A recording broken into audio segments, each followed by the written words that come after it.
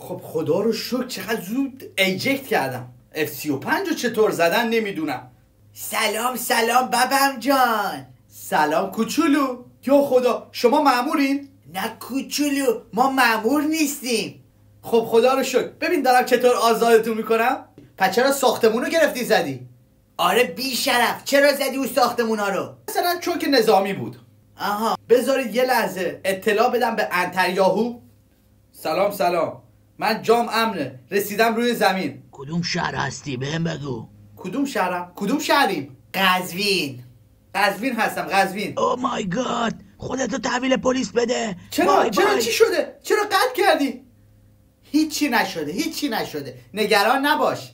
میشه منو تحویل بدین؟ بابام جان تحویلت که میدیم، ولی فردا صبح، الان دیر وقته. حالا دستتو بیار بریم خونه. نه گو خوردم